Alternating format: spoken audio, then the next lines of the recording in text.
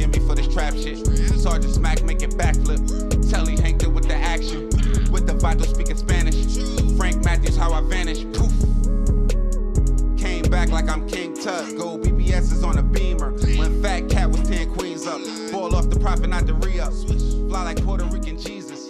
Uptown like I'm Baby Maine. Just caught a touchdown from the Bay. Atlanta, a city fueled by hustle, reputation, and too often retaliation. In the heart of Castleberry Hill, a man is gunned down in front of a neighborhood barbershop. The hit is surgical, ruthless. More than 50 shots echo through the street. When the smoke clears, police discover the victim isn't just another name on a growing list. He's a high-ranking member of a violent national gang. Someone with weight, someone with enemies. Just 11 miles south in the early morning shadows of College Park, another man stands still, watching, waiting. For 20 silent minutes, he blends into the night until his target appears.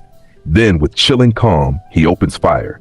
Another man dead, another family broken. 2 murders, 2 corners of Atlanta. And a ripple effect that would shake the very foundation of the city's rap scene. These weren't random acts of violence. They were messages. And by the time the city understood what was unfolding, 2 legends were already lost.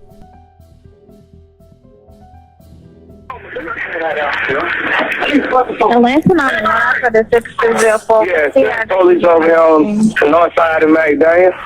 North side of McDaniel. Why did you shoot? Yeah, and Harold living in the barbershop. Somebody don't got shot. Call for the ambulance, don't hang up. Well, mama said do not hang up. Saturday night, January 10th, 2015, 7:20 p.m. A call comes into Atlanta Police Dispatch. Multiple shots fired outside a barbershop on McDaniel Street in the Castleberry Hills section of Southwest Atlanta. When officers arrive, they find chaos. A 26-year-old man, later identified as Donovan Big Nut Thomas Jr., is bleeding out on the sidewalk or hit. A 14-year-old and another adult. EMTs rush Nut to Grady Memorial. He doesn't make it. Shell casings litter the pavement. Witnesses say a dark-colored vehicle rolled up slow and opened fire with assault rifles, over 50 rounds in under 30 seconds. Inside the shop, one witness said it sounded like fireworks, too many to count. Another dove under the chairs convinced the shooters had a target. 11 months later, December 12, 2015, in the early morning hours, the air is thick and damp, 61 degrees under a cloudy Georgia sky. Roughly 11 miles south of Castleberry Hill in College Park, another life is about to be taken. New at 5, College Park police desperately need some help to find a killer, and the shooting was all caught on video. Channel 2's Dave Huddleston live in College Park with why detectives are saying this gunman's extremely dangerous. Justin, and this is where that killing happened, right here in front of this gas station. You can still see some of the victim, Keith Troup's friends there, right where he was shot at the front door of that gas station. And late this afternoon, I want to show you this real quickly. College Park police gave us this wanted sign looking for that killer. College Park police showed us surveillance video of the murder suspect gunned down South Fulton resident Keith Troup. In the video from early Saturday morning, you can see the suspect waiting on the side of the building, and when Troup comes out of the store, the suspect comes from around the corner of this gas station and shoots multiple times. Rodriguez Jackson arrived on the scene seconds after the murder. It was shocking. I didn't know, I was afraid for my life because I didn't know was the dude still around or not. Outside the Chevron station where Keith Troup fell and died, friends of the murdered man left flowers, candles, even a Bible. This person, who didn't want his face shown, says Troup was a good man. He was a good person, man. I mean, you needed anything, he looked out for you. I mean, he was a good person. Everybody loved him, for real, for real. Like, it wasn't no bad blood. It's a messed up situation. College Park detective Tiffany Thomas told me police need help catching the killer, but the video is good quality. The hoodie was kind of covering up his eye, so he wanted to pull the hoodie off his eye so he can see and make sure he was shooting the victim. Detective Thomas also says it's extremely unusual that the suspect had a gun in each hand. To me, it just tells me that he really wanted to kill this particular person. And friends here on the scene tell me that Troup's funeral is planned for Monday. Reporting live from College Park, Dave Huddleston, Channel 2 Action News. At a Chevron gas station on Old National Highway, surveillance footage captures a man lingering in the shadows. He waits, motionless, for over 20 minutes.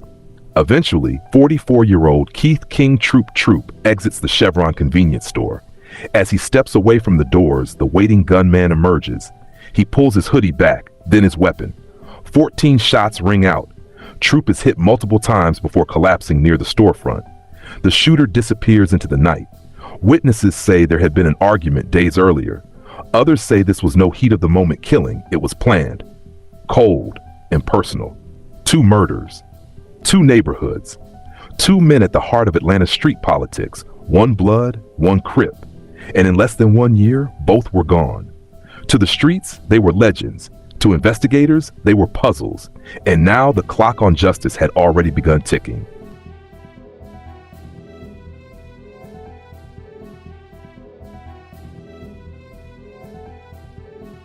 In Castleberry Hill, the murder of Donovan Big Nut Thomas Jr. drew immediate attention from Atlanta homicide.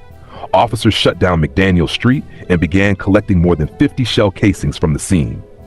Multiple surveillance cameras were located, and detectives worked through the night, reviewing footage and gathering witness statements. One witness inside the barbershop recalled ducking under a bench when the shots rang out, calling it a war zone. Others told police that a dark vehicle crept up slowly, gunfire erupted from the passenger side, then the car sped off. Detectives soon learned that Thomas wasn't just a victim.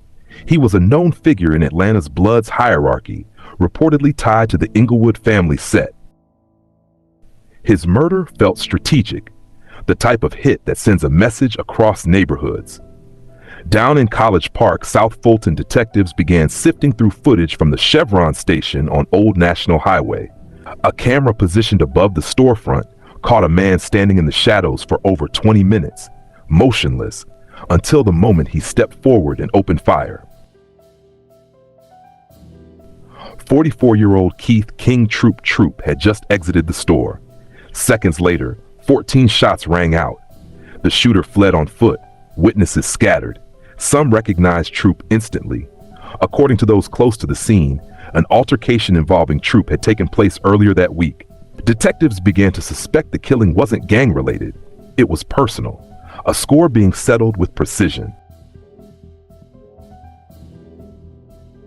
In Castleberry Hill, the murder of Donovan Thomas would remain unsolved for years.